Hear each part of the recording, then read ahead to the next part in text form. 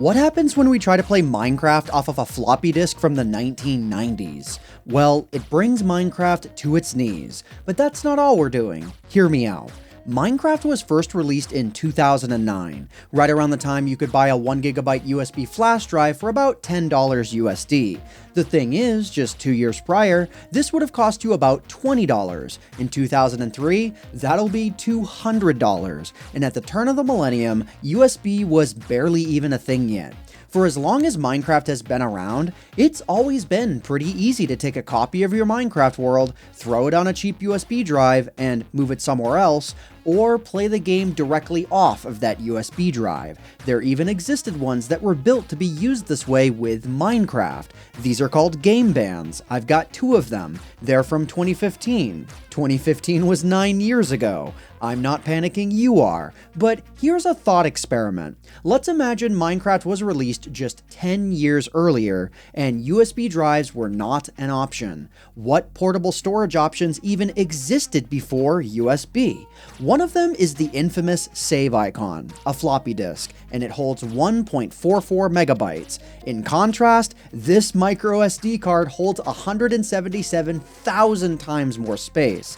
That's just how far things have evolved in the past 30 years. Depending on how old you are, you might even remember these, or DVDs, or maybe even the zip disk. I don't know. There were dozens of options at one point or another. So what happens when we try to play Minecraft directly off of these older options? Well, things go very, very wrong. Also, what makes this floppy disk different from this other floppy disk? And wait, we're actually going to play Minecraft off of a DVD and an iPod? This isn't really what these were designed for, but you know that I'm all about breaking Minecraft. So let's go ahead and let's dive on into what this insanity has to offer. This game may not be designed for what I'm about to do to it, but Manscaped's Perfect Package 5.0 Ultra is designed to take care of you from head to toe and especially in between with the included lawnmower. This thing's built like a tank, has USB-C charging, has a light built in, and is waterproof.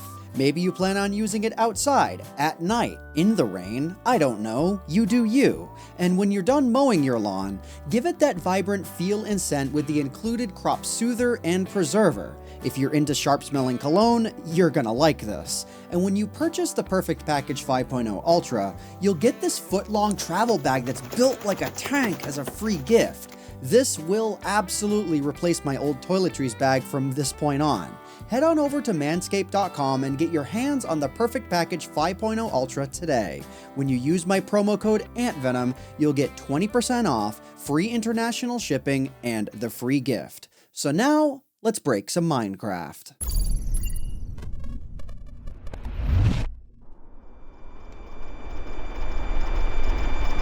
Before I explain that, let's just dive into the experiment. First up is DVD, but this is no ordinary DVD-R or RW. This is a unique type of DVD with one key benefit over all other kinds. On a normal DVD, data is written to it in one continuous spiral. That's fine for reading and writing a bunch of pictures or videos or whatever you want to back up, but you cannot delete individual files from them unless you wipe the whole disk. Since I want to play Minecraft directly off of this disk, where chunk files are constantly being overwritten, CD and DVD-R and RWs are just not an option here.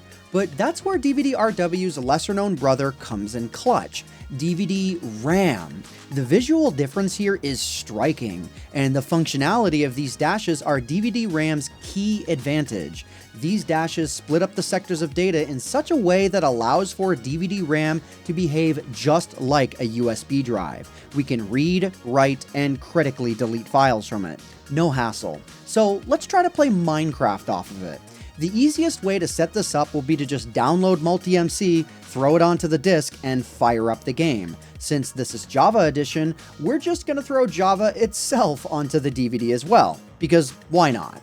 After the game failed to launch twice, it looked like it was finally working, and literally 7 minutes later, Minecraft 1.21 launched. Now, when you go from the main menu to create a new Minecraft world, how long does it take for that world to load once you hit Create New World? 10 seconds, 20 seconds, maybe a little more? Well, in this case, it took 3 minutes, and that's going to be the least offensive result of this entire experiment.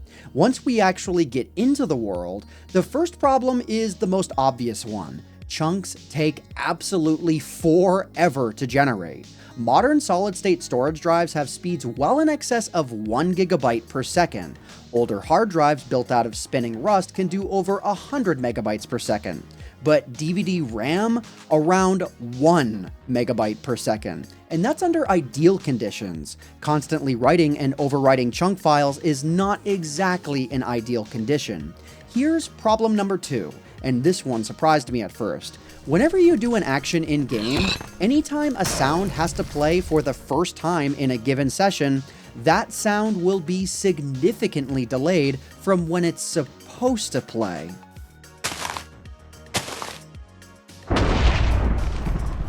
Yeah, DVD is relatively slow at performing any given operation. I mean, that's not surprising, as DVD is literally moving a laser to read and burn the data that it's handling, and the time it takes to move from one action to another is slow. If Minecraft is in the middle of saving as you try to load a new sound, it legitimately might take a minute or two for that sound to play at all, because the save operation has to finish before the instruction to load the sound can happen, because the laser can only be in one place at a time. Well, that was a thing, but let's take this experiment even further, because DVD RAM was easy mode. Now we're going to try to play Minecraft off of a floppy disk. Here's complication number 1. DVD RAM gave us 4.7 gigabytes of storage space to work with, but a floppy disk? 1.44 megabytes. That's around 3,000 times less space. Because of that, we're going to have to get really creative here. Obviously, we're not going to be putting the whole game onto this little hunk of plastic, but where there's a will, there's a way. And if you solve enough problems, you get to come home.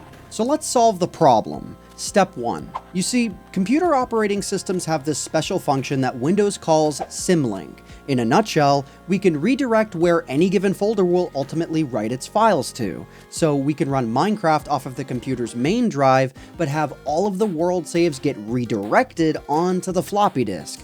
This will at least give us something to try. So what does happen?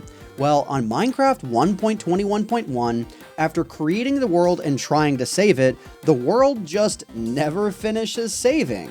After we force quit the game 10 minutes later, chunk files are far smaller than they're supposed to be.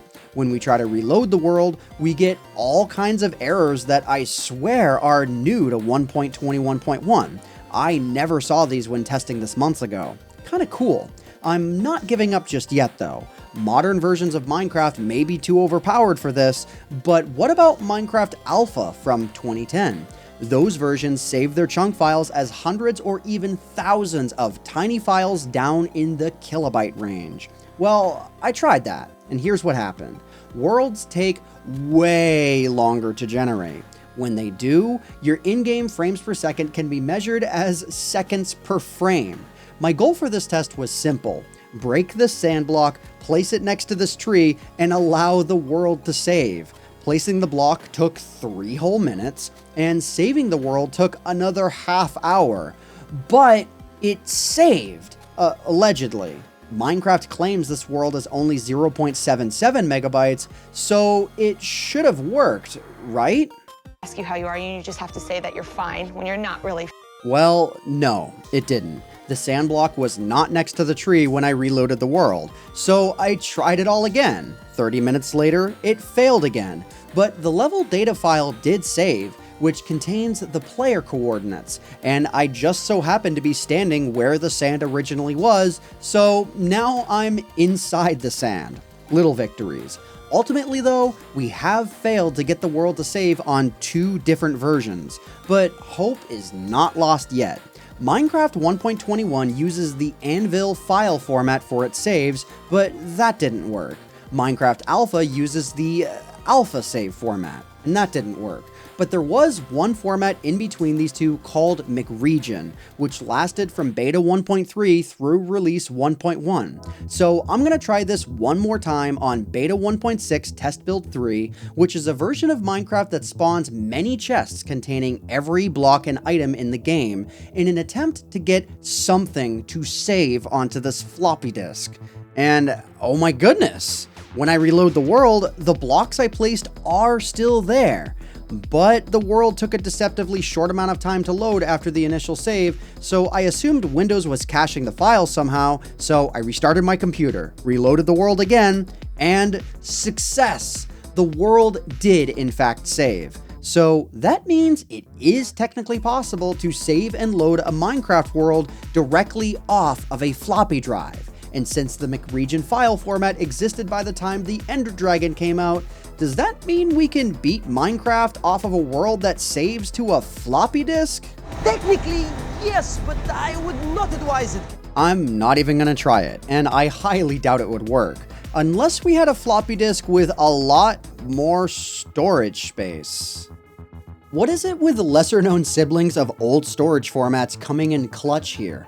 This is the iOmega zip disk, and it's probably what we would have been using for portable storage if recordable CDs didn't totally rain on their parade in the early 2000s. This little guy can store 250 megabytes while absolutely still being a quote-unquote floppy disk. And you know what? Minecraft is actually somewhat playable here. I'm still getting a lot of lag spikes, but nothing like before. You could absolutely load up a world and take it all the way to beating the Ender Dragon. I may have used creative mode for this example, but I did enter the Nether before entering the End to slay the Ender Dragon, and all of my travels only took up 15 megabytes, so it's absolutely doable. For our final test, we're going to bring in the hottest tech from 2005, the iPod. Now, they say you should save the best for last, and I did, kind of. This is by far the best performing option out of the bunch, because there's actually just a small hard drive inside of this, which means Minecraft will perform about as well on this as other hard drives of the era. The iPod is able to act like an external hard drive when plugged into a computer, and it was actually my portable drive of choice for quite a few years. It's pretty crazy how far technology has evolved over the years, and I hope you all have enjoyed this little history lesson disguised as a Minecraft video. I hope you all enjoyed this video. My name is AntVenom, and I bid you all farewell. Thanks so much for watching.